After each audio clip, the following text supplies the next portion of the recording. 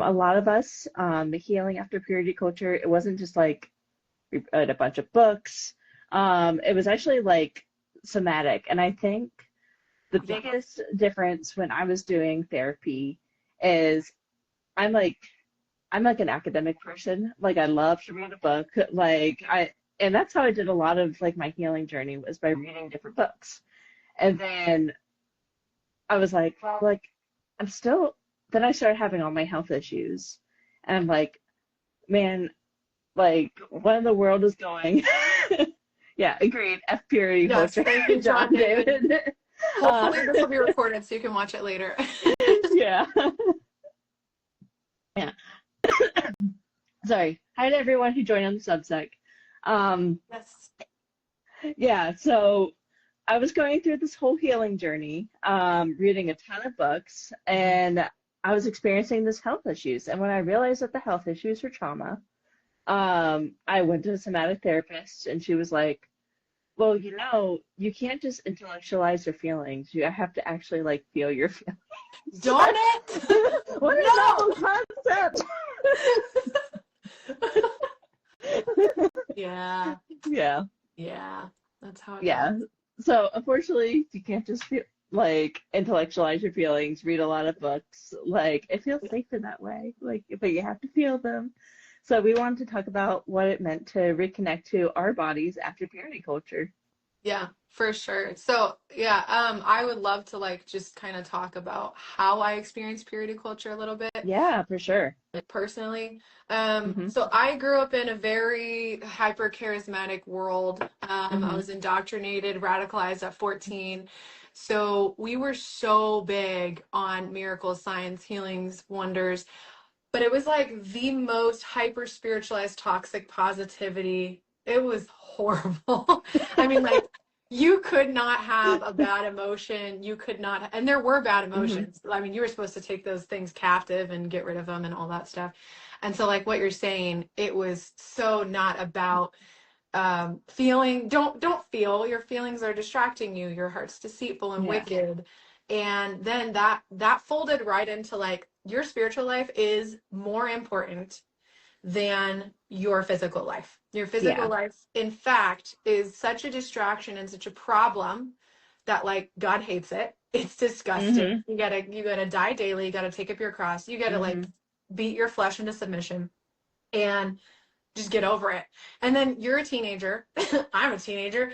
I go through puberty and I'm like, wow, I am just the scum Mhm. of the earth because I have a sexuality. Man. Yes. And like I literally thought I was gonna skip that part. And I'm not kidding. I heard actual preaching about just Mhm. skipping sexuality, skipping like puberty and hormones. Just you if you pray hard enough, you'll not be distracted by any of that. Yeah. And I really prayed for that. And I heard people like I remember Misty Edwards talking about stuff on the IHOP stage about just Oh I wow. don't need anything. I don't need relationships. I don't need people. I don't. She was talking very strongly about this vow of celibacy, but it was also like implied like she didn't need to be a sexual person. And so I'm 14 and I'm like, bet. Yeah. Like, I guess we can do that. Other adults are doing that. And so I very intentionally tried to get rid of my just me and times 10 for being a woman because Yeah. I was like taught starting at like I want to say 9 that Mhm. I need to be really careful about what I wore around men, around church. I shouldn't be showing my shoulders like this is crazy. This is Yeah. why. I Yeah. went full on Yeah. heathen. But yeah, being scared. And I grew up in Texas. So Mhm. it was freaking 105. We usually had 100 days of 100 degrees or more in the summer. And I'm wearing jeans and Mhm. full on like 4 layers of shirts because I didn't want anyone to see my shape. And I had to like cover everything all the time. Yeah. And like, I want to be clear too, like the kind of churches we went to, we were cool. So we looked hipster. like it wasn't skirts and like hats and stuff like that. It was like, we looked like we fit in with society. Yeah. But like a lot of people didn't even realize in my life that's what I was doing, that I was wearing all those layers and everything. Um, Yeah. Yeah. Do you have a, sorry, it sounded like you wanted to say something about that. Yeah, no, it's so funny to hear you talk about from like the charismatic side because like I come from the PCA church, as you know, which Right. is like the totally opposite side of that. So for those of you who don't know, like PCA church are Presbyterians, we're Calvinists, so and we also believe in predestination. I'm not currently Presbyterian, but that's how I grew up. Yeah. So they call themselves the Frozen Chosen. They're like very serious. They're like the opposite of any charismatic movement. Like Yeah. they go for like versus like I don't know, like the really like emotional part of the charismatic space. They're like deathly serious about Yeah. everything. Very very kind, sweet, wonderful people. But it's very very different vibe than that. But even then, like there was a lot of really similar things with like the covering up, the modesty, the modest is hottest movement. Yes. Like Yes. I don't know, but there was this one lady, and she was like a former like Hollywood star, and she had this website, and I used to go to it all the time. It was like when Facebook was like really popular. I forget what it's called. I have to look it up, but it was like a Christian girls website. But she had like a whole Modest Hottest blog, and I'd go on there and be like, oh, what's the new Modest Hottest thing like coming out here? Wear yoga pants anymore? Yeah. Yeah. Yeah, that Yoga sort of pants thing. were definitely Yeah, banned. but I'm curious. Since it seems like even though we come from these two different branches, like what was your introduction to purity culture like? And do you have a famous sermon illustration to a inanimate object that you were compared Oh my God. Which one, you know? to? How You guys, many? anyone in the chat, like put in the inanimate object that your youth pastor used to illustrate purity culture? Toothpaste, a used Hmm. up tissue, dirty water, a crumpled up flower, Yeah, a ripped up piece of tissue paper, and I saw all of those. yeah. Like, Mine was the so when I was first introduced to purity culture, my mom got this series of tapes, and I forget what the tapes are called. But it was basically like people talking about like, okay, how far are you going to go in a relationship? yeah, That kind of thing. yep, And I was like, I remember like listening through those tapes, and I was like, dang it! Like I got to high school, I wanted to like go to prom and kiss someone. Now I yeah, won't be able to go to prom and kiss someone. yeah, Um, yeah, so I went through those tapes, and then like somewhere along the line, I remember in particular, well, I remember from those tapes, the first illustration that I got was like your purity, your sexual purity is like a balloon, and mhm, every time you hug someone, it was like really fun. Every time you hug someone, like hold yeah, hands with someone, like not even kissing, like you lose a little part of the balloon until like you're absolutely nothing. yeah, yeah. Uh, and then I tried to explain that to my first Methodist boyfriend. He's like, "What the heck are you talking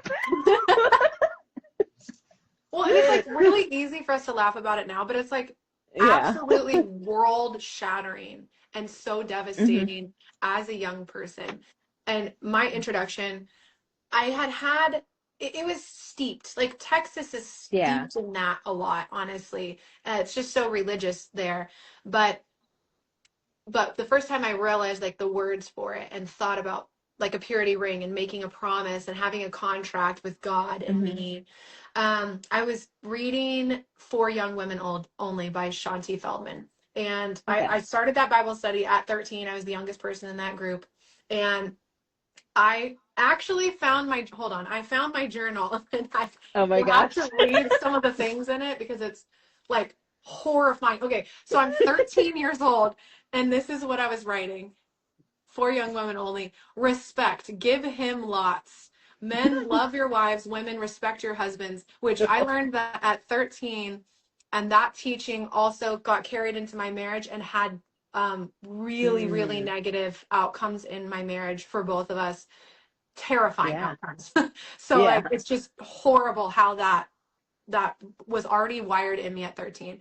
And then it was Hmm. like men need to know their respect, or boys even. And then getting Oh my mad gosh. is his way of crying. So it's like Essentially, if he's mean to you and he's mad, oh, he just has Yeah. emotions. Of course he's doing that. And then Yeah. this He's was the allowed to have emotions, craziest. but not you. Yeah, no, not you, not you. You're This was crazy if the you have them. craziest. Okay, I wrote this down. How do you discourage a guy, meaning keep them from making sexual advances on you Hmm. without disrespecting him?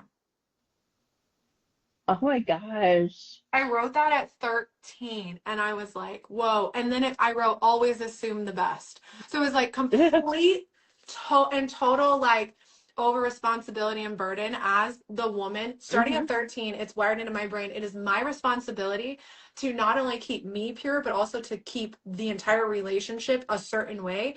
And I Yeah. was told over and over in that book that it was so hard for them. So it was my job. And then that was Yeah. reiterated with all of the men's like porn materials that were like helping Yeah. guys like have accountability. That's reiterated over and over again. It gets worse and worse and worse as you start getting into marriage. That is just like your fault. If anything happens, Yeah. it's always the woman's fault. It's always your fault. Yeah. And I do want to say big caveat here.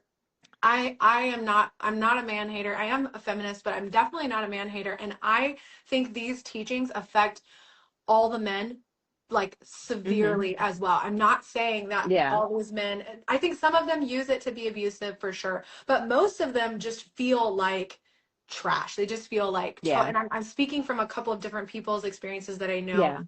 Well, it They puts so just, much shame on men. Like, yes. yeah, and Basically, I like, think, you're a monster. You can't control yourself. yeah, Oh, like well. I really feel like we talk all the time about like all the women who went through this, and there are a lot of legitimate things, but I feel sorry for the men too, because if Yeah. you're told like you are a monster, you are going to have like a porn addiction, Yes. no matter what, like that just keeps you in such a cycle of like shame. Yeah. And that's hell. That's literally hell.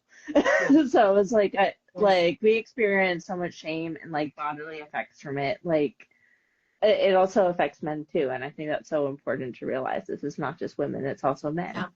Yeah. Yeah. And I've watched it happen really specifically in some of my Yeah, own relationships and how yeah, just how it deteriorated both of us very, very severely. I wanted to say too that, oh, I just blanked on it. It was important. Oh, the purity culture is increasingly restricted and repressive and suppressive definitions of what is okay and not okay also causes yeah. so many problems. So much stress. It's like Yes. I remember like feeling so much guilt just for like holding hands, and then like one day we were just like cuddling on the couch, and I'm like, oh my gosh, I have given away all my purity. Yeah. Yeah, and then the shame. You're just in constant Yeah, so shame. much shame. Yeah, so much stress, so much shame, and then you're like, I'm sorry, we can't like touch or hold hands anymore. We Yeah, can't. yes, We have yes. to. We can only do the Christian side hug, even though I Oh my really like you. gosh. Yes. And that actually, okay, so that completely ties into how this is wiring your nervous system and your body in Yeah. such a negative way.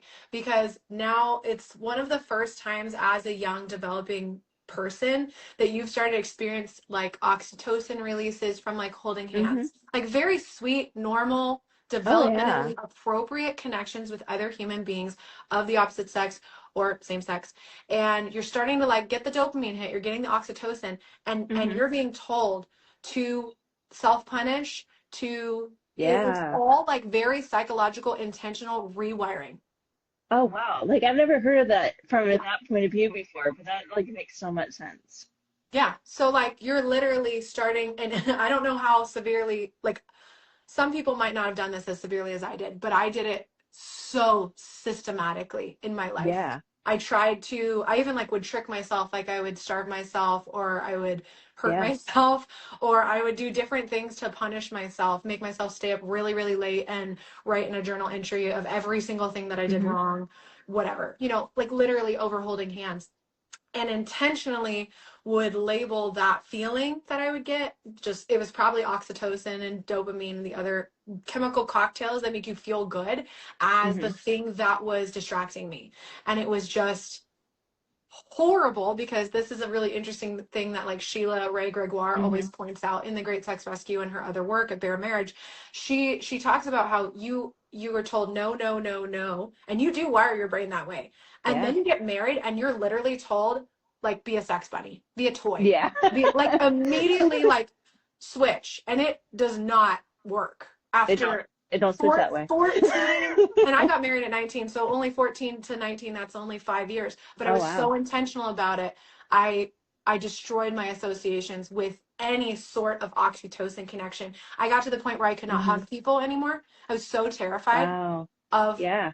touch, and at first it was only people of the opposite sex. Then I was just like terrified to hug anybody, because every single feeling, every single connection, Hmm. oxytocin releases were from the devil. They were trying to distract me and cloud my thinking, and I was like a Yeah. basket case for a No, long time. I remember that too. Like it was just so much shame because like the stakes are so high, right? Like I literally felt in order to be able to stay in my church, my community, my whole life, Yeah. like I needed to be able, and if I wanted to get like married one day, which I did, Yes. that I need to remain pure, and I also have the responsibility of keeping him pure.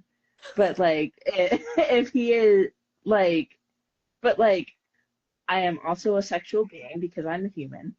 And so then there's so much like shame between those two parts of yourselves. And like you become like there's so much pressure because you don't want to lose the community that you've grown up your whole life with, Yeah. but you also don't want to disconnect from yourself. And I think Sam in the Instagram chat, they put like a really good comment. It's like purity culture is rooted in pedophile culture. Yep. And there's a really great series of articles, if anyone is over on Substack, by the Mayfields, DL and Crispin Mayfield. And they have a whole series called Purity Culture is Pedophile Culture, which is excellent. Yeah. Um, but yeah, it does keep us in perpetual girlhood. Yeah. And there's one important thing that I want to touch on that I think really has to do with the body aspect of it Yeah. is it starts when we're young, right? Like it starts with like the Christian authoritarian parenting and that sort of thing, where we learned literally our body is not our Yes. own. And Yes. purity culture, we learn like our body is not our own. It belongs to our parents. It belongs to our future husband, that sort of thing. So I think we subconsciously or consciously do things to reclaim it. Yeah. Yeah, and like you never feel like more the sinner than when you're married, right? And you're embracing that sexuality for the first time because you're experiencing Yes. that guilt of something that you're told was bad your whole life. Yeah, that's a great point there. Thank you for that comment. Yeah. Yeah, never felt more of a sinner than when I was married. Yeah, absolutely. And then also can lead to, Emily Bro, also can lead to hiding more of your sexuality and questions growing Mm-hmm. up. So you have less information than ever. You are 100%. not taught about biological, normal developmental behavior that's appropriate for your age. Um, I do want to loop back to the pedophile culture, absolutely taking away your bodily autonomy. And it starts Yeah. with first time obedience. It starts with corporal punishment. It starts with this pain is my love, Mm-hmm. and me leaving you in a dark room alone to cry it out or whatever. That's love. Like you start getting so disjointed so early, just with that kind of experience. And it's, I don't know, it's just wild. But then someone else was talking about, yeah, perpetual girlhood. And that's Mm-hmm. the thing too. I really thought it was Yeah. interesting in the Shiny Happy People how they were pointing out that Michelle Duggar's voice was like a little Yeah. baby girl voice. And you Yeah. notice that like the more fundamentalist women, they do have that little repressed baby voice, and they all Yeah. like I had use that it. like for so long. Like Yeah. I don't know, but my voice was literally so soft, like people Yeah. couldn't hear it, and it started in adolescence. And it Yeah. was because I was taught that, like, Yeah. you need to make yourself smaller. Like, I remember, like, the way the first, like, blessed were, are the meek was portrayed is the Yeah. smaller you make yourself, like, you will inherit the earth. Yeah. So, like, the smaller you make yourself, the more submissive you become. Like, Yeah. that's godliness, and it's not. Yeah. Um, And then that's but, like, really rooted to gender as well. Like 100%. Yeah. so bad. Like the men Yeah. can be whatever, they can be loud, they can do Yeah. their things, they're fine. You're But called as to a preaching. woman, yeah, yeah. But as a woman, you better have like the meek voice. It's weird because the Yeah. circles I ran in didn't even necessarily prioritize that. We did have like quite a few women preachers and stuff like that, but the submissiveness was still expected. There was Yeah. always this like, you are still one level down if there's a man. So it Yeah. doesn't matter what else you've accomplished, what conferences you did, what amazing ideas you've had, how much you've spoken. I actually, gosh, I remember one church I went to, I overheard the lead pastor making an offhand comment, and he said, I can't even stand women's breakfasts. What do they even do over there? They're just women. They're just doing, he said they're always getting in fights and causing problems. But Oh my men's gosh. breakfast, that's where we do real stuff and we connect. And Yeah. We have that was bacon over one of the there. first, yeah, right? That was one of the first times I was like, oh my God. Hmm. Like, this is actually happening. I hadn't heard it at that point, like explicitly said from his mouth. And he didn't know I heard him. He was talking to Yeah. another man and they were like bantering. But it was creepy. He went on and it got worse. So Oh yeah, dear. not good. Yeah. Oh, Yeah. this So, someone, wait, real quick. Someone put The Purity Myth by Jessica Valenti is a great book to read on this topic. I need to write it down. Actually, I'll just screenshot it. Okay, I'm always adding to my book Rex list, and it is mhm. excellent. Thank you so much. Yes, yeah, men's gatherings got drama too. Hell yeah, and that gets into like the accountability groups and how Oof. much inappropriate, yeah, how much inappropriate access evangelicalism wants to people's genitals. Like they just want to know what's going on in Hmm. their brain. They want to know what's going on in your pants. They want inappropriate access at all times, and they really shame you if you don't feel comfortable. If you don't feel comfortable, like you're a sinner. Yeah. Yep. Oh my goodness. Yeah. Yeah. So let's talk about like how purity culture impacts the body. So like Yeah. you're going up in this hypervigilance. We're like, oh wait, someone comment. Oh yeah. Do you feel that you had to grieve that you weren't taught about sexuality in a way that would have changed how you experience your youth? And that's actually a really important point that I Yes. did want to talk about. So I always talk about I was only taught purity. I was never taught consent. Um, That part. that one. Yeah. Major. I didn't learn about consent until I was in college, and it was Yeah. like such a novel idea. I was like, oh my gosh, this thing called consent, you mean like people just don't have access to my body all the time? They can't just like, I don't know, spank me. like, Yeah. like, because you're taught that your body is not your own. It belongs to your parents, it belongs to your future husband. Like, but the idea that I had autonomy over my own body was like, oh my gosh, what a concept. Like, Yeah. um, but yeah, so I think there was a lot of grief because I think I would have purity culture promised to protect me for my future husband and my marriage and that sort of thing. And it offered safety, right? Like Right. if you followed all these rules and did all these different things, you would have a safe, happy, good marriage. You would be safe in that environment. And for me, who like grew up in kind of a rough home, like I wanted that safety. Yeah. So I was willing to follow every rule in the book.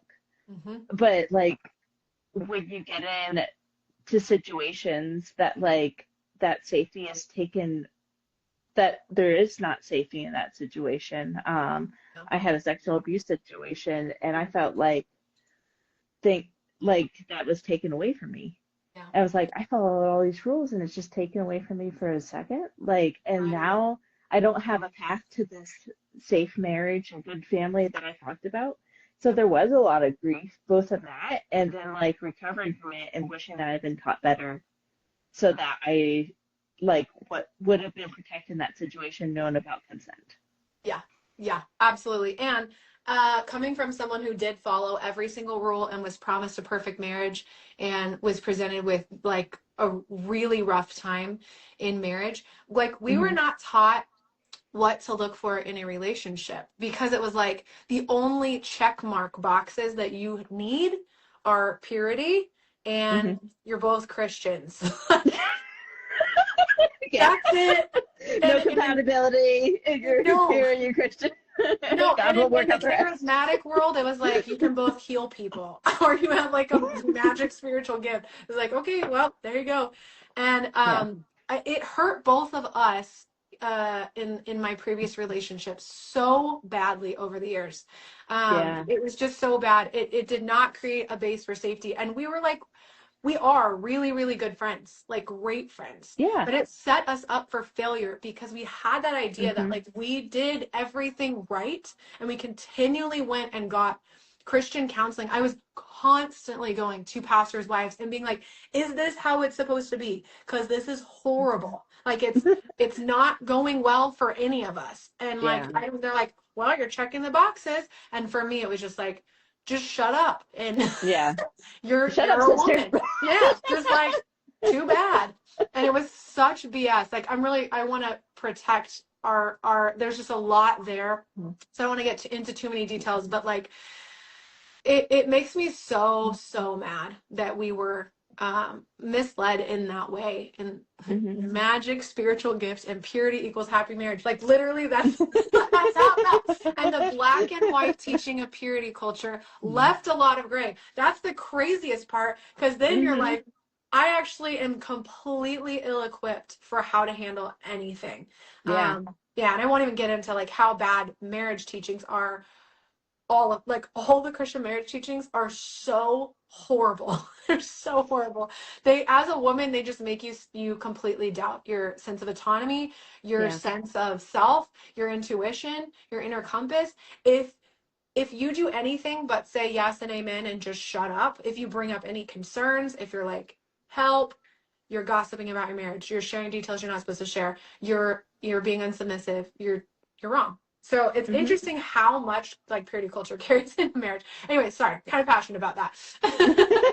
We need No, to you link have a that. lot We of need to experience link with that. that to the body though. Yes. Yeah. To the body. Um, We can be silly now. No, like literally now, like no, so okay, we're not getting there yet, but when we get there, one of the ways that I heal is I just make raunchy jokes all the time, like just constantly.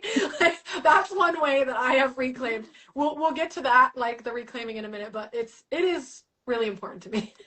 yeah. No, that's so important. Yeah, and just like that, I don't know, that silliness. Like there was so much Yeah. seriousness in the like church environment that I grew up on, just like reclaiming my silliness and playfulness was so important for me. So And good. that's what I do now. So Yeah. I love it. I love it. yeah. Okay, so we grow Yeah. up in this hypervigilance. We have this like chronic shame about our body. We're taught that our bodies are bad. Yeah. Um, what does that do to us? Oh, it's so great for you. Oh my gosh, chronic shame. Yeah, disconnection. I love all the things. You have quite a few things listed here. The disassociation. Actually, that second one is really interesting. Disassociation or numbness during intimacy, but honestly, like even during like conversations with friends who are sharing their dating experiences, or Hmm. like for me, it got so bad it was like disassociating when someone hugged me. Like Yeah. it's so scary. But like that I in so many ways that takes away your human experiences. And when you learn about how to rewire your nervous system, Yeah. the step one of rewiring your nervous system is signaling safety to your body. And one Yeah. of like the best ways to do that is co-regulation with other human nervous systems that are feeling safe and grounded.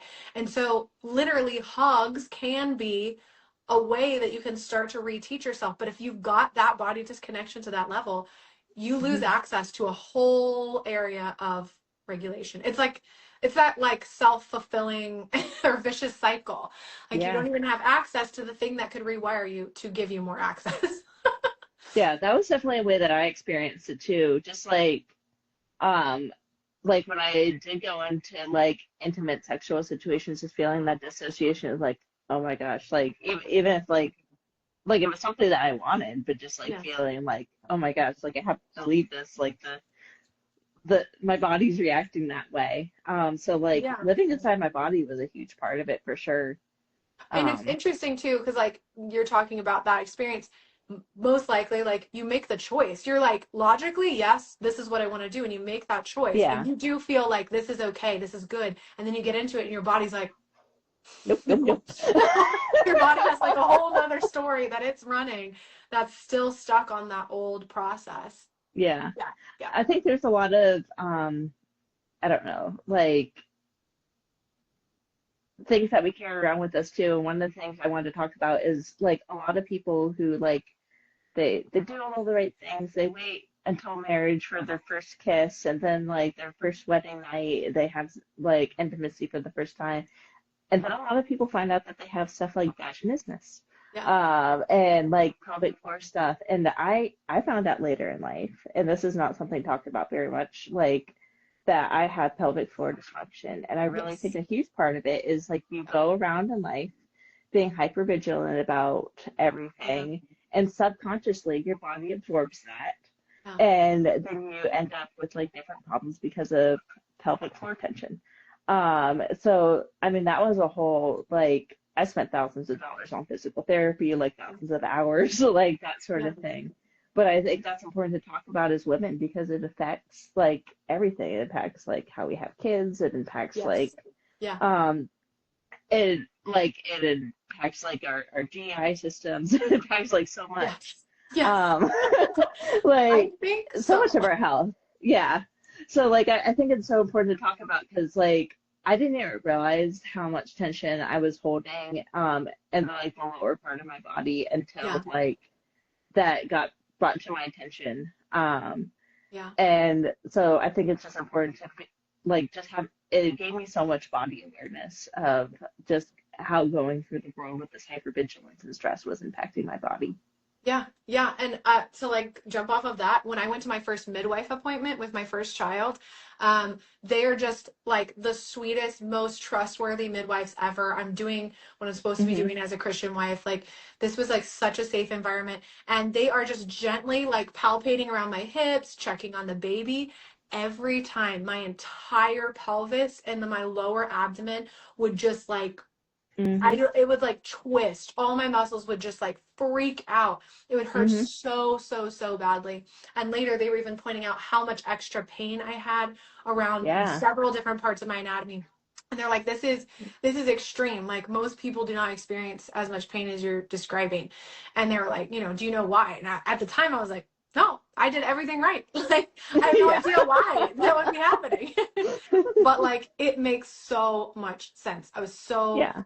afraid. And it is true. Your body, again, it tenses up when it senses danger. And so if you have been Yeah. told that everything is dangerous, you're now in a chronic state of dysregulation. And dysregulation it's like just a biological state that happens. Yeah. And it's, your vision narrows, your brain only focuses on things that will get you out of the situation. There's nothing else. Your heart starts pumping faster, your blood vessels open up so you can pump more blood, and very specifically, your body, even if you're sitting or standing, it is going into a crouch mode with your muscles. So it's Yeah. going to tighten your hips and spring load them so you can get away. And a lot of us live in that like for years and years and years and Yeah. years and years. And it's so not good for you. And it causes, like, I had severe low back pain for Yeah. my whole life. And it only went away like 5 years ago when I started to experience my life as a human and love it. Yeah. Yeah. And that's so important because like you always hear like trauma is stored in the hips, but there's another muscle around like that. It's like on the front, but it impacts like the lower back. It's the psoas muscle, and that Yes. the psoas muscle stores so much trauma. And my Yes. psoas muscle is so tight Yes. because that whole area that whole area where the psoas muscle is, where the pelvic floor is, like that just holds so much tension Yeah. when we experience that. And I love how you explain like our body is getting ready to move, and that's why that area tightens up. Like Yeah. the best thing that I heard about nervous system dysregulation that like really helped me is like, well, like I'm not feeling anxious right now, right? And someone described it as like, okay, so you have like um, red light is like, oh my gosh, like our heart is pumping, we're not doing well, like Yeah. ah mode. Yellow is like, okay, like we're living in this, like we feel like maybe a little heightened, like maybe a little uncomfortable, like that sort of thing. And then green is like, oh yeah, I'm totally calm, I'm good. When you live, like you might only experience the red sometimes, but when you experience it enough times, sometimes your body gets stuck in that yellow state. Absolutely. Um, and it's trying to get it down from that yellow state so that you're in that green space more Yeah. often. And it's not necessarily like, yeah, red is bad, yellow is bad, like green is obviously good, but Right. but it's none of them are bad. They all serve a purpose, but it's how quickly can your body move from state to state. Yeah. And if it's staying in that yellow mode, Yeah. then it will probably start having a big effect on your body. Yes, and lead to all kinds of chronic illness. I Yeah. wanted to point out, Emily said, I'm just now realizing why my body went numb and my tummy hurt. And like personally, in the Mm, first couple years of my marriage, my gut was so messed up, but it was so interesting because in particular around sex, my yeah. stomach would hurt so bad. The pain from all of it was so severe. My joints would be like on fire. And then, yeah, the disassociation would happen really, really bad. And like nothing was really happening. Like my partner was trying to do a good job. He was doing what he could with what he had. We did not have education or information. But then all of the shame of like you're failing because you feel like this, that was on top of it. I went to Yeah. multiple Christian counselors and they were like, well, you just need to deal. They were like, if you were sexually abused as a child, you need to deal with it faster because your husband deserves access. Like literally, they literally told me that he deserves access and you're withholding it. And they're like, you need to get through this faster. And I was like, man, I'm trying, but like, I don't think you understand how scary this is. And it's like, Yeah. it just makes so much sense. And then that kind of advice makes it worse. Vicious cycle, vicious cycle. You're Oh not my safe. gosh. No body autonomy. It snowballs like forever. Yeah. So yeah, I hear that one. And then somebody else, yeah. Reconnecting with my body feels scary, and I'm not sure why. I do want to address this. So Hmm. with your nervous system, I'm gonna go into nervous system talk. When no, I'll say this. Your nervous system's job is not to change anything. It is to keep everything the same. It likes homeostasis. It will choose, and this is poetic, not spiritual, it will choose a familiar hell over an unfamiliar heaven every Mm, single time as a default because it knows that horrible situation I'm in, at least I know it won't kill me. But I don't have any evidence yet that changing it, reconnecting with my body, is not going to kill me because I have not seen it with my own eyes. I have not experienced it. But I know chronic dysregulation, I'm not dead yet. So that's the default mode. That's just how your nervous system works. It's built for survival, not for growth. And so when you want to start connecting and reconnecting, rebuild those neural pathways, rewire your brain, you have to signal safety. And there's a lot of ways to do this. There's nervous system tools. I teach them. You can also look them up on YouTube. Very simple ways to tell your body we're not being attacked. Like some people, I just did this. Like tapping is one of them. People do yeah. tapping sometimes. There's like super simple ones. Humming will activate your vagus nerve. And there's a lot of little things that almost seem like too small to even work. But the changes are very small. You just have to let your nervous system know it's okay to experience it. So feeling that it's scary, that makes 100% like sense in terms of like the neuroscience and why with your nervous system. Like it's by design, it's on purpose. But you can work with it 100%. You just have to be so gentle and so slow. Yeah. Give it lots of time. Yeah, there was one thing that I heard recently. It was that guilt isn't necessarily a bad thing. It's what our nervous system is not used to yet. And it can be like not healthy for you, right? But it can, but like sometimes guilt things can be like the right thing for your situation if it is ethical, but it's just not something that you're used to yet. Right. Um, yeah, so that's That makes sense. something to keep in mind. Yeah, yeah. Um, yeah, another one that I like to do, it's called neurographic art. And it's a way of like, I'll have to do like a tutorial or something on my page. Yeah. but so like you're always told like, oh, do a coloring book or something like that. Like do some art, and then you're like, well, like if I do the art, it's not gonna be perfect, and I don't know what to draw, Yeah, and yeah. I like I don't know how to do all these things, or like it's gonna take so long to do a coloring book. But the neurographic art, basically what you do is it's literally you start with just scribbles, and then you go through each of the scribbles. Yeah, you go through each of the scribbles and then like fill in any of the edges that are like sharp edges with like a rounded edge. Um, and then you can color it in at the end, and it looks very cool at the end. But It's so pretty. I love yeah, it. yeah, but it's a really cool way. I learned it from my health coach actually, and she described it as like sometimes your body, like it allows emotions to get out that might be stuck there. Yeah. Um, and for context for everyone, like I'm a Reiki practitioner in the Reiki practice, like the place where you store like your sexuality and your emotions are the same place, and it's also the same place as creativity. So sometimes working through things creatively can help with all the other stuff and the shame and stuff stored in there. So that was like a really cool thing that I learned. So I always love when people really connect to their creativity. They can help a lot with emotions and stuff. That's so beautiful. I love it. Yeah. I love it.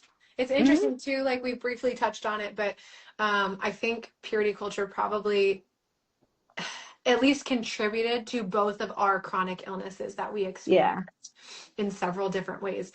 So for people who don't know, we both have chronic illness journeys. I don't know Hmm. how long. I mean, you're still kind of going through some stuff right now, right? Yeah. Yeah. I have like chronic metabolic condition. So mine is like a more different from like an autoimmune disease. Yeah. I also have like CPTSD. Yeah. Um, yeah, that sort of stuff. Yeah. It feels like I'm constantly going through it. So it's like, yeah, but I'm mostly metabolic, but a lot of it I found out in like PT relates to the pelvic floor stuff because So we're, interesting. yeah, so we learned like when I started going to the another PT, like doctors, which like I'm not against doctors to be clear, but like a lot of doctors will treat your body as like you are just a stomach, you are just Right. a heart, you are just a brain. Yeah. But like that whole experience of working with that PT was an integrative PT. And she was like, Mm. hey, the body's all connected. And literally, like the way that you breathe is impacting your pelvic floor and it impacts your digestion. Because one thing that I learned is I wasn't breathing the right way. And Mm. because when you're living in that constant state of hypervigilance, Yeah. you learn to like your breathing, like your ribs like literally tighten. Yeah. So I had to relearn how to breathe, which sounds really funny. Uh, No, it but makes like sense. yeah, so like that 360 breath, like diaphragmatic breathing, really making sure like the pelvic floor, because when you're not breathing the right way, all that air pushes down Yeah. on your organ and puts like more pressure on like that pelvic floor area. Yeah. Um, and it impacts your digestion and all sorts of things and causes all sorts of problems. Yeah. Um, so that my metabolic conditions developed a lot because of stress in the body because it was Yeah. literally how my physiology was reacting to it. Yeah. Yeah. I mean, yeah, it all makes sense. It's all so related.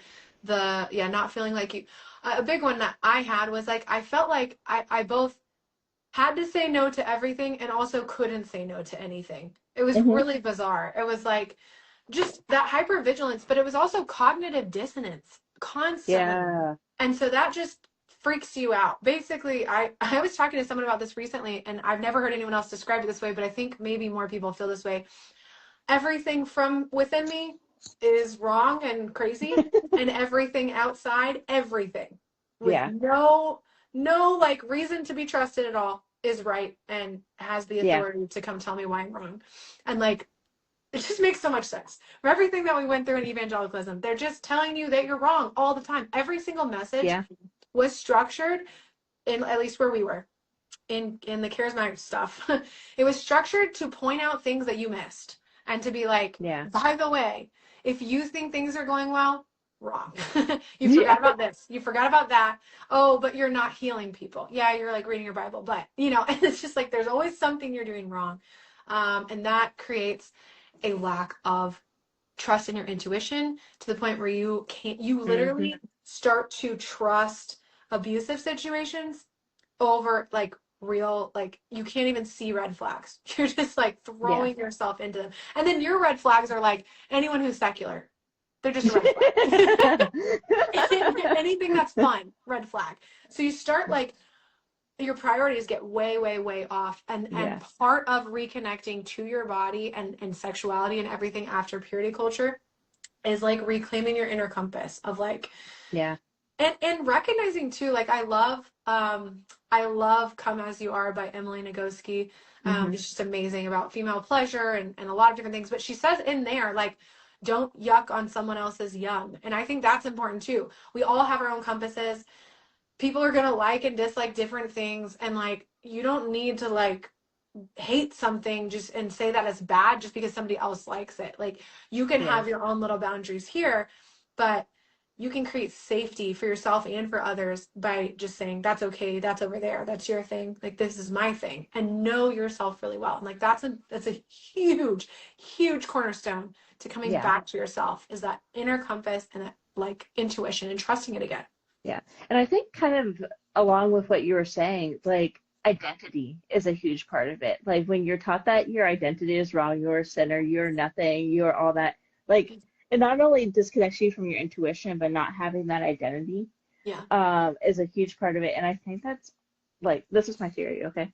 Uh, Yeah. I think so we always talk about narcissistic people in the church, right? Yeah. Yeah. Um, and really, what a narcissist is it's someone who hasn't formed a complete self identity, so that they have to find that self identity in assigning roles to other people, or they have to have other people build up their identity and they haven't formed it. So Yeah. when you're told from a young child that your identity is wrong, it impacts how you develop that self identity. Yeah. And then like you feel attacked, like you feel like you can't be wrong because if you are wrong, you are bad. Mm-hmm. You are a bad person. Yeah. And then you get stuck in that cycle of shame. And I think that is so destructive, and that's why that theology is so toxic. And Yep. I think that's why we see so many problems with people not being able to admit that they're wrong, because to admit that they're Yep. wrong would mean that they are a Right. bad person, and they Yep. fundamentally, even if the theology says otherwise, don't believe that. Yep. Um, Yep. so anyway, healing from Yeah. that identity is so important. Yeah. Forming that identity, healing that identity, healing that inner child who is told that identity is wrong is so important. Yeah. Um, and that is going to impact how you reconnect to your intuition, and everything else. Yeah. So yeah. Yeah. I like to remember too that your identity is not who like what you do. It's not what you do. And purity Yeah, culture it's who you loves to are. make like your identity what you do. Like Yeah. it's so ridiculous. Oh, well, you did this, Yeah. so now your identity is ruined. And it's like, Hmm. no, that's Yeah. ridiculous. Yeah, I wanted to read this right here. Finding and trusting your internal compass is such a new concept to me. When I Hmm. realized that, I was sad, and I'm fighting to find my compass. And I don't know like where you came from, friend, but like we were taught so systematically to eradicate that inner compass, like from every angle. So it's like Yeah. it makes so much sense. And it's crazy. I'll make pretty like a lighthearted video about this every once in a while. And the comments I get and the messages are insane. And they're just quoting Oh Bible wow. verses. They're just telling me how evil I am, how wrong I am. You just want to sin. And like they have all these reasons. And I've been out of the world for a while. Like I've been Yeah. deconstructed for a while. So I kind of forget sometimes. And when those people show up, I'm like, oh my gosh, like I wasn't just making that up. They literally were saying that from the pulpit. They were literally, yeah, the heart is deceitful. They're Hmm. literally saying, do not trust your emotions. Do not ever listen to yourself. And then I made a video, I think recently about spiritual confirmation. Actually, it was an email about spiritual confirmation. I don't know how much you had that in your Presbyterian, but it's huge Oh. in charismatic culture. And it's like basically because we're all trying to learn how to hear God and do miracles and all this stuff. And that can get crazy. People People Yeah. go into psychosis with that kind of stuff. So they're aware of that and they want you to stay safe. So you have to get confirmation, spiritual confirmation from an elder, from a mother or father. They loved when you called Hmm. people who are older than you mothers or fathers, and that's really creepy. But you never ever could be like, and the example I gave in my email was like, I was trying to figure out if I should go to college or if the end times were coming and that was a waste of time, so I should just go do missions. And I wasn't sure what to do, or if I should get a job so I could donate money to other causes. I was like, I don't know. And I started to have an idea of what I wanted to do. But if I had just done anything, they would have been like, you didn't ask anyone. You didn't seek spiritual Yeah. confirmation. And that made me a basket case. I broke down in Europe, Oh my gosh. lost it. And I was like doing this, like, I was trying to like love people on the streets and pray for everyone. And my friend was watching me lose it over trying to figure out if I should. Why Whammer? Yep. Okay. You know what I'm talking about. I was trying to figure out if God was telling me to pray for like this person at this coffee shop or if I was supposed to go on a train over there. And there was no one to ask for the spiritual confirmation. And my friend was like, what do you even want to do? Like, do you even want to do any of those things? And Yeah. he What do you literally, want? yeah, I'm 22. And he asked me, what do I want? And I was like, what? Like, it was just terrifying. Like, I literally was like, I don't exist. And that's what it started to boil Yeah. down to. That was the core wound that's come out of all of this purity culture, everything. I don't actually exist. It's not even like I'm unlovable, I'm worthless, I'm bad. No, I just don't exist. I am not a person. No, Yeah. you don't have personhood. And it's just crazy that our brain gets to that point from Yeah. probably a pretty young age, honestly. Yeah. And I think that's why it's so important to like reconnect. Reconnecting to the body after purity culture was recognizing that I am a person. Yes. and, and not only like spiritually a person, like reclaiming my identity and who I was and what I believed. Yeah. Because like Yeah. I do want to touch on this comment from Goose on Substack. How can you learn to set healthy sexual boundaries for yourself after leaving purity culture? Yeah. And to that, I have to answer like, I think it depends on you and what your Yeah. sexual ethic is. Yeah. And we were never taught sexual ethics. The only, well, we kind of were, but our only sexual ethic was don't have sex or else you will like not have a husband and you will die. But Literally. yeah. And that's not a healthy sexual ethic. So there's some great books about like sexual ethics. Like my personal sexual ethic, like I have a partner, obviously, so I'm committed to that person. But other people like have different sexual ethics around like monogamy and that sort of thing. But my core basic sexual ethic is like, is this healthy for me? Yeah. Is it respectful for me? Is it like healthy for the other person? Is it respectful to the other person? Yeah. And that's the core of my sexual ethic. Your sexual ethic might be different. Right, right. And it's really interesting too. I was taught that either you are married and monogamous and blah, blah, blah, blah, blah, blah, and you're just having all these rules, or you have no sexual ethics whatsoever. You're just an animal driven by desires. So I Hmm. was taught the entire world was that way. And then I have like since researched and talked to people and like Yeah. found out that's not true at all. Like Yeah. my sisters and I have talked so much about how like there are some people who feel that that's okay, and I don't know if they're harming people, that's not okay. But it's very interesting. There are, if you just go on like honestly like Facebook or Instagram anywhere and you start looking at videos about like dating, just learn about like how to date. And there's a bunch of different ways people do date. There's casual, there's more committed, there's people looking for different things. But the key across all of them, if you're going to be ethical, is communication. And to Yeah. be able to communicate, like you said, you have to know what you want and what is okay for Yep. you first, and then you have to know what you're willing to deal with in other people's lives and check yourself, that you're not harming Yeah. others, you're being respectful of them. So you know Yeah. that, You have to have then that you can fully move formed forward. identity. Yes, yes. And Yeah. so it's just wild. Like, yeah, we have like nothing. We just aren't given any information whatsoever. So it's interesting because so many people do probably kind of go off the deep end for a while, just trying to figure out like, who am I? What am I? I don't know any of this. And like, Yeah. this is my only other option is just being just driven wild by whatever. And I think we can hurt people really easily in that state. And so like, I don't know if you're asking that question, Substacker, like you're not going that direction. You're definitely thinking about it. But I've been really honestly like loving watching like dating coaches on Hmm. Facebook and Instagram. I learned so much from them and like reading about attachment styles and stuff like that. Yeah. It's so important. Yeah. For sure. Um, let's see. Yeah, it's a nice comment here while you're reading. I literally had to work out giving myself permissions to read Come As You Are. Mm. Old me stuck in purity culture was like, you can't read a book about sexuality. Dude, I literally, when my therapist told me to read it, and I had a Christian therapist that told me to read this back when I was married, just because he wanted me to be a better wife and was like, you need to fix yourself. It was a terrible motivation. But I literally had to cover the outside of it and tape it up because I couldn't handle the zipper that looked so vulvic. And I was like, oh no, it's too much.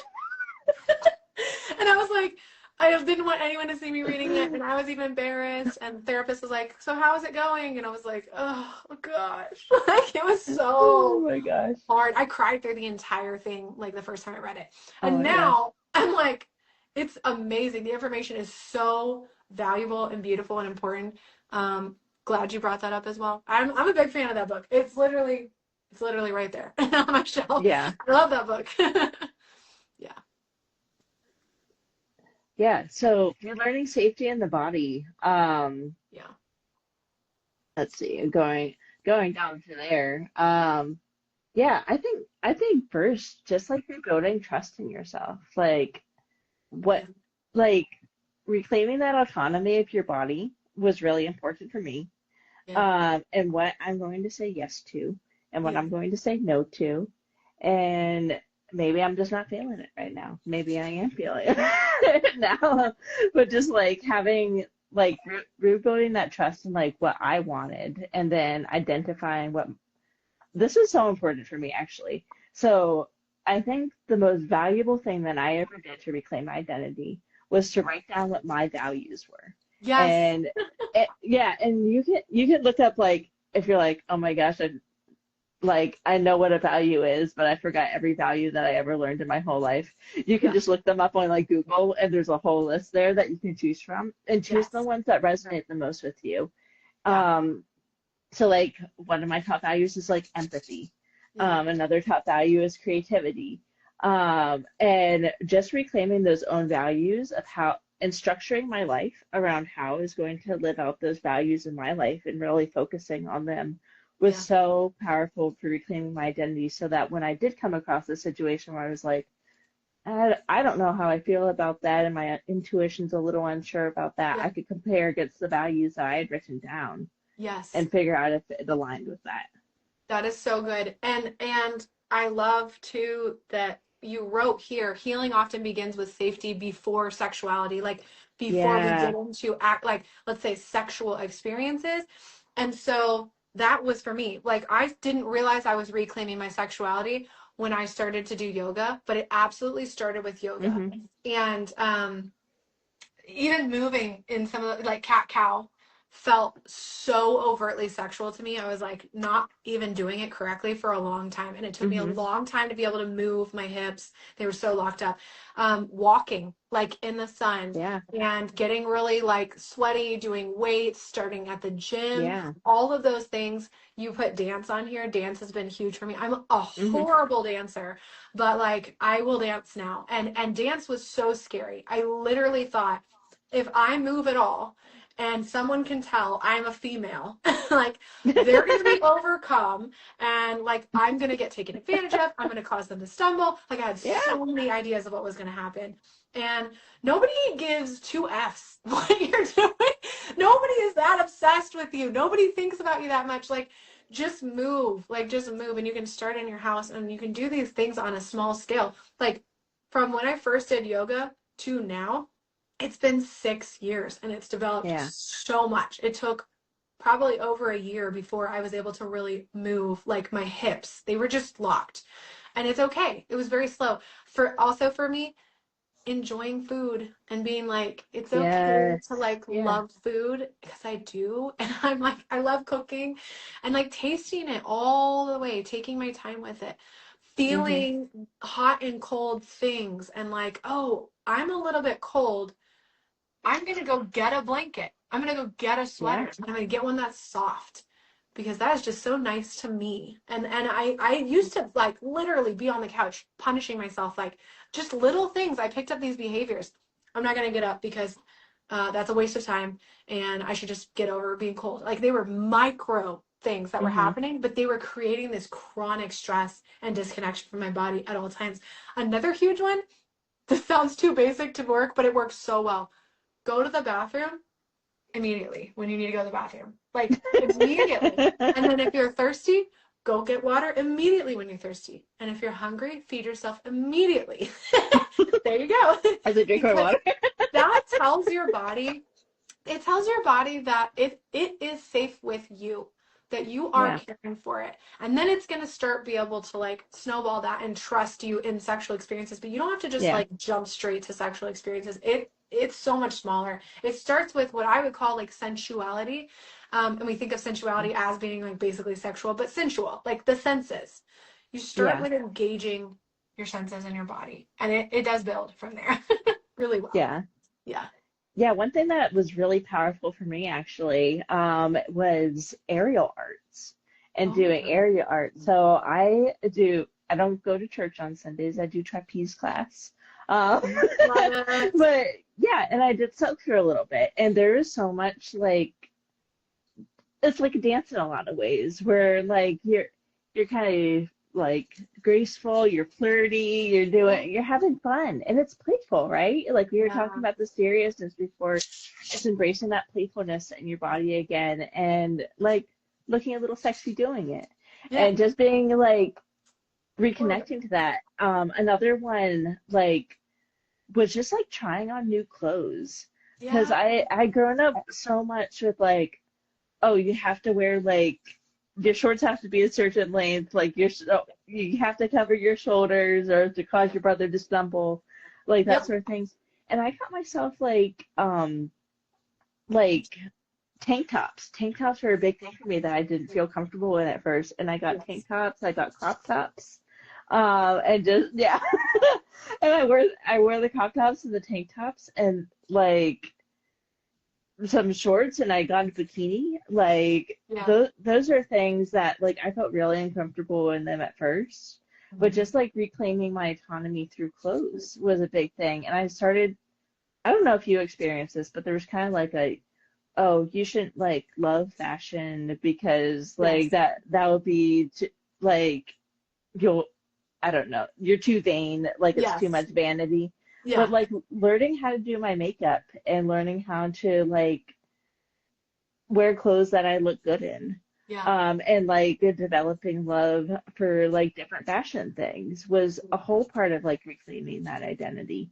So that I could feel comfortable in my body. And they were just like small things, right? And I felt a little uncomfortable in them at first. And now Yeah. I'm like, man, I love my body. And it's for me, right? It's not like I'm showing off around town and Yeah. like Yeah. I wear things that fit and that sort of thing. But like, no, it was really part of reclaiming my identity and that whole sense of style. Yeah. And it wasn't a vanity thing at all. It was claiming an identity.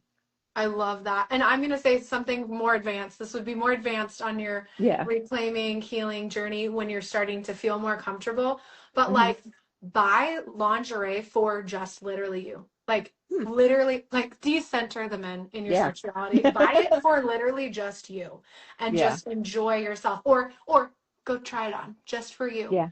And literally like it's a whole experience that is so empowering to be like Yeah. this isn't for anybody. This is just for me. But to Yeah. just take back these little parts. Again, advanced. Don't go do that if that's really uncomfortable. Because everything with the nervous system and the body, like we respect the body's biological timelines to update our neural pathways on these things. And it takes time. If you overwhelm it, it will self-sabotage you as quickly as possible to get back to what's comfortable for it. So Hmm. the only way to grow is low and slow. That's what I always say. Just gentle. Like do things that are still fairly comfortable, just barely, oh, it's a little different. It's a little different. That's okay.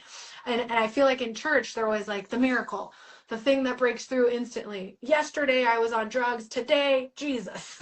And like that, I don't know. There are stories that seem to happen that way, but that's not a normal biological timeline for how your brain would update. Like you Yeah. have a body, you have cells. It takes Yeah. time. You need sleep and water and food in order for your brain to change its mind. And that is okay. So, Yeah. And yeah, just like as you get further along, like I think there's something to be like one thing that was really impactful for me was just like learning what my body liked, learning what my body didn't like. If like you like toys, that's your thing. Like yeah, that's kind of like a way more advanced thing, but like yeah, learning what you like yeah, is such an important thing, and that will be such an important thing when you communicate that to a partner later on. yes, And really learning that from like as I was going through these things and learning it, they were like, learn what you like so you can communicate that to a partner. That adds so much to the relationship and it adds so much to the communication and dynamic of the relationship when you get there later on. but um but yeah, so that was a huge part of it. So I think all these things are just really reclaiming that identity for yourself through those acts of reclamation and what you and your body likes and learning slowly to overcome like that shame and guilt.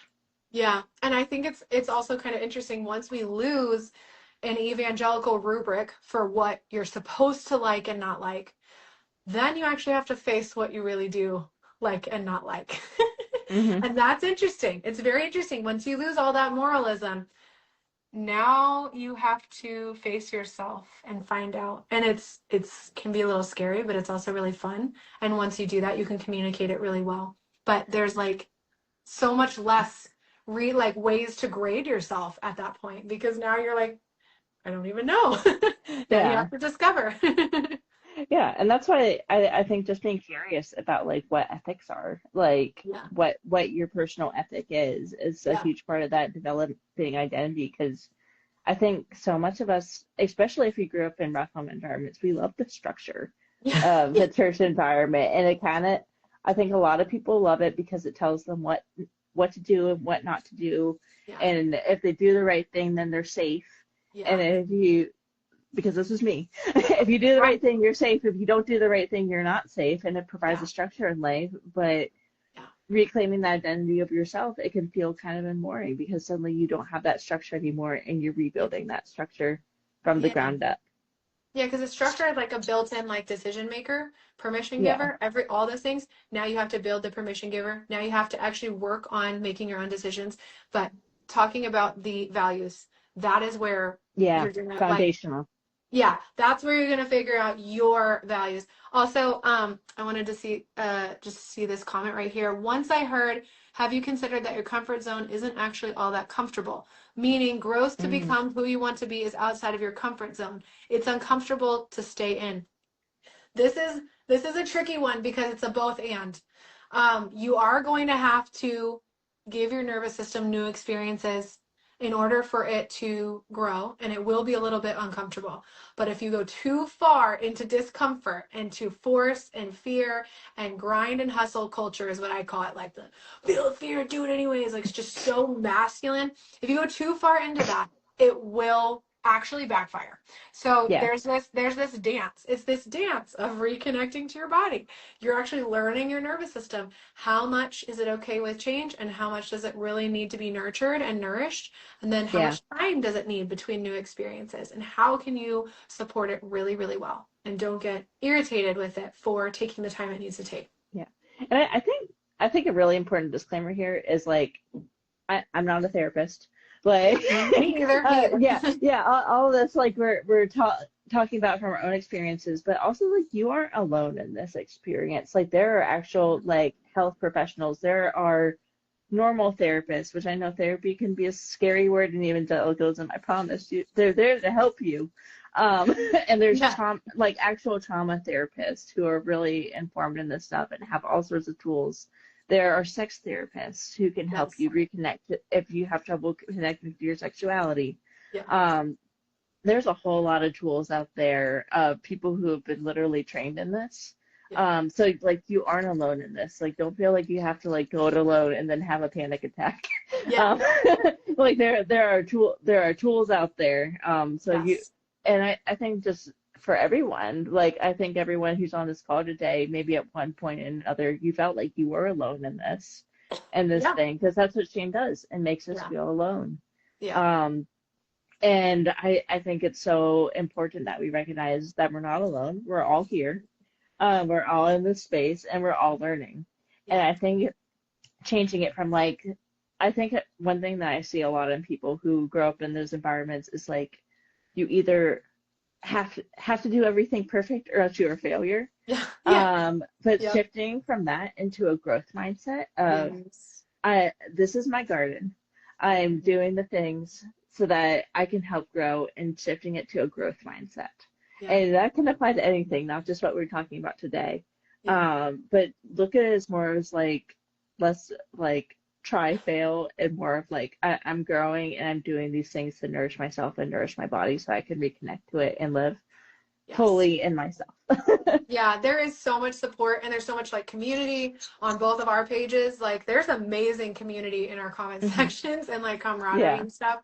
And like as a deconstruction coach who works predominantly with the nervous system and through mindsets and emotions, some somatic tools and stuff, like I love working with people who are also using a therapist or have Hmm. used a therapist in the past. Like I always encourage them, like get everybody you can on your team, and support yourself all the ways that you can.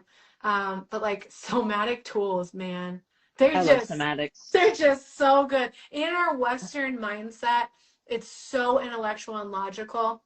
We do get so removed from our bodies. And that's Yeah. purity culture, evangelicalism, like government, business, like a society, the patriarchy, this overtly dominant masculine energy, it's all rooted in over intellectualism. It's like you're just so cut off from your body. Yeah. But when we start to reconnect through like somatic tools, through experiencing your body again, you start to have a full picture. And it's not that you just say, like, oh, I just throw my brain away. Like, no, it's actually Yeah. the intellectualism is tempered, it's balanced. Like someone just said that about the balance. Yes. Yeah. Yeah. So it's so important. Yeah. It's like and I think a really important part of that is it's like you're getting in touch with your emotions, but you aren't letting your emotions like run away with you. Yeah. Oh, excuse me. There's a really, yeah, you aren't letting your emotions run away with you. There's a really important thing and a lot of somatic practices, including the ones that I practice, and it's grounding. Yeah. And grounding is so important. And how I imagine grounding is like it's living inside your body, right? So sometimes we can get a little like up here thinking about all the spiritual like Yes. stuff, and just coming back and down to your body. And there's a few things that have really been helpful. I do qigong, and there's a Mhm. lot of grounding qigong practices. One of them that's really simple. I'll try to back up.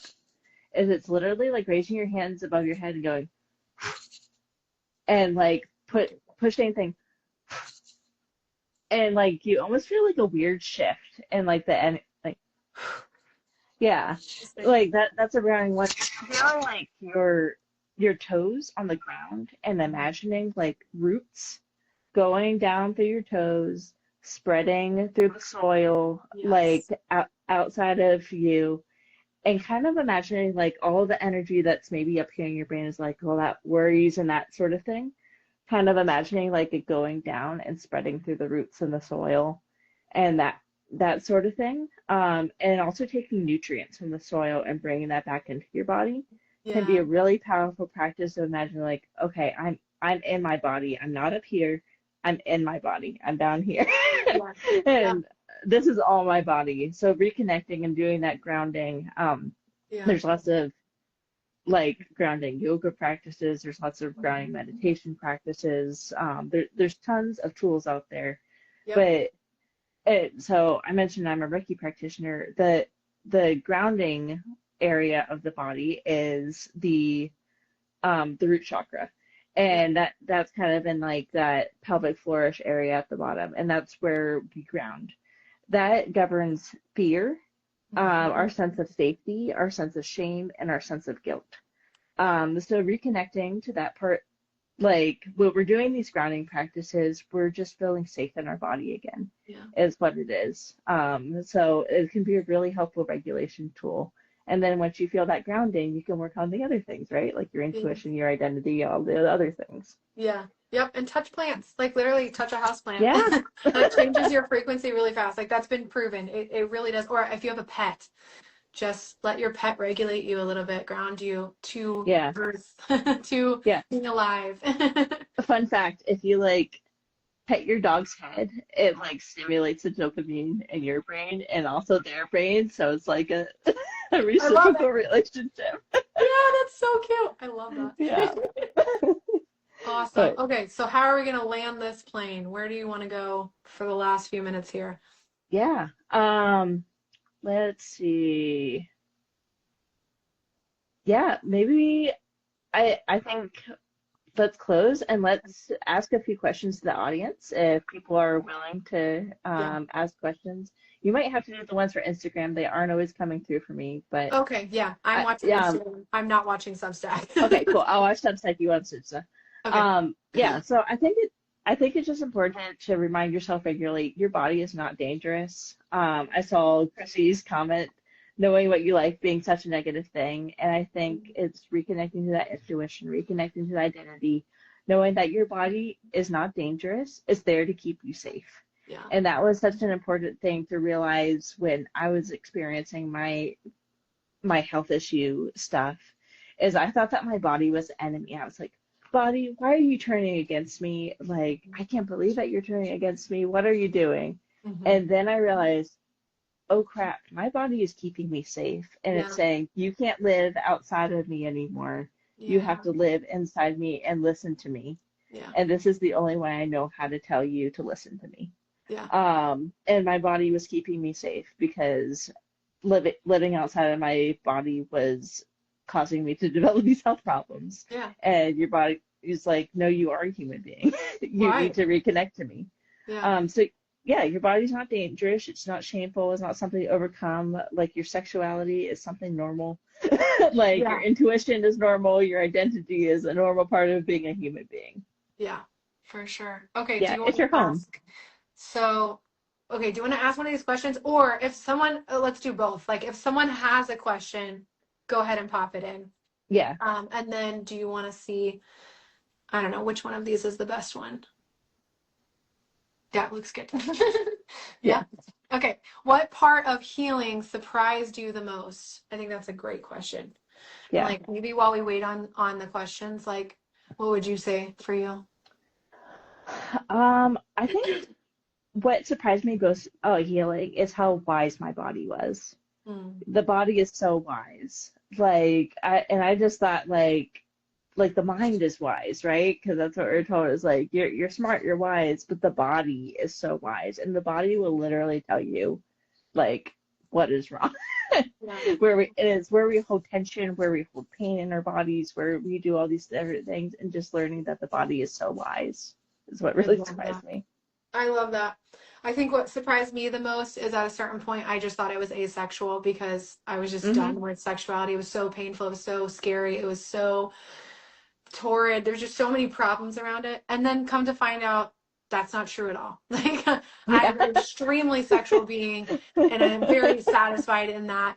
And I was amazed both at how slow and how fast different parts of my healing were. Yeah. And so yeah, that was very surprising to be like, oh, I'm not broken. Yeah. Yeah. Yeah. I think another thing was the grief, like just experiencing the grief of like, and it wasn't just that, it was other things in my life too, but just like the grief of like being disconnected to from my body for so long. It was like, man, I wish I had learned this sooner. And I would have saved myself like a lot of health things that do impact my life. Yes, I think so. And it looks like someone commented here, the book This Is Body Grief is a really helpful one along these lines. I Oh, haven't read great. that, but it sounds very good and it sounds like exactly what you're talking about. I love that. Yeah. So definitely a good book rec. Yeah. Does anyone else have any other questions for us, or like questions that you want answered, or Yeah, and let us know. We'll yeah, answer them. I mean, I'm good. Yeah. Oh, I yeah. like this question. What advice would you give to your younger self? Ooh. I think that you are fundamentally good. So sweet. Yeah. So sweet. To my younger self, yeah, yeah, I'd be like, your sexuality is a part of you. Like, Yeah. it's awesome. Like, this is normal. I think I would just tell myself, like, you're normal. You're just so normal. Yeah. I think, Okay. Oh, go ahead. oh, There yeah. was a couple questions coming in. Okay, cool. Let's Okay, answer so those. Noah was asking, is it still valid to be an asexual, deconstructing Christian like myself? 100%. 100%. Yeah. If that's what you're discovering about yourself, that's true for you. What I discovered was the asexual label was a trauma response for me to active pain and problems around it. Yeah. But if you're in this discovery process and you're discovering that about yourself, yeah. I would say I did interview a sexologist and therapist who said that very few people are actually asexual. So she always encourages people to get the support to really dig in and make sure that that's true about themselves. But there's no problem in also finding comfort for a label and being okay as it shifts and grows and changes with you. But there's Hmm. absolutely no shame about that. So yes, that's Yeah. absolutely possible. Yeah. Would you add anything to that? No, I 100% believe that too. Okay. I did listen to that episode. It was very Yes, it's good. broken into three pieces. It was like so freaking good. I love that one. Okay, what was the name of the last book that was mentioned? The commenter said, "This is Body Grief." I don't know who it's by, but it definitely sounds like it would be good. So check that out. And then Emily said, "What does it feel like for you to be connected to your body?" Do you want to do that one, Kate? Yeah. Yeah. Um, yeah, I think for me, it feels like having a, because we're so busy, right, in the world, like Yeah. there's so much going on, and I really struggle with finding grounding in my body, and having grounding in my body is so important. Yeah. Um, but I really think it means taking the time because we live in such a busy world. And like my practice is, we call it like the yang world. Like there's so much going on. You always have to be busy all the time. Like, but Mhm. really developing like those opportunities for like that yin energy, like that like slower time, those break times, that rest time, and really developing that practice, that's going to be so important Yeah. for that grounding aspect and feeling safe in your body so that you just like aren't going through the world just driven by like the fear, guilt, or shame or that sort of thing. But like really coming down into your body has been so important as a practice of just living in my body. That's so good. Yeah. And Yeah. I'm thinking, like, what does it feel like for me to be connected to my body?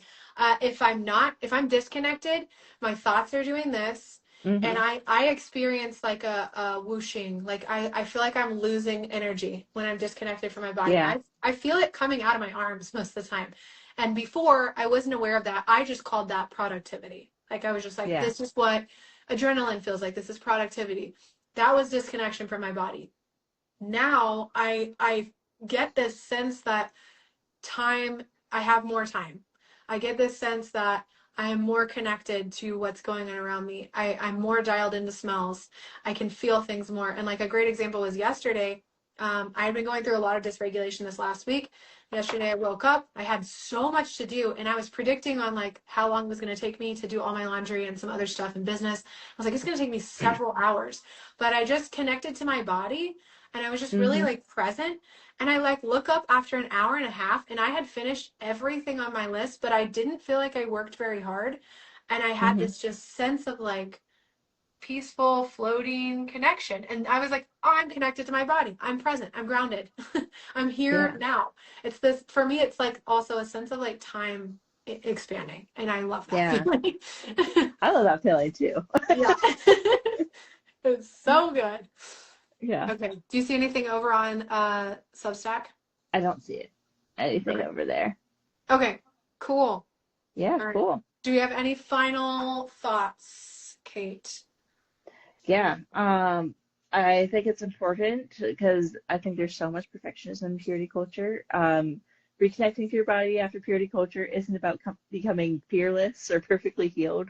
It's about having that growth mindset and taking those steps along the way. And just knowing that your body was never the enemy. It was just trying to keep you safe the whole time. Yep, I love to give my body hugs. Yep, and Yeah. I would just say low, slow, gentle, calm.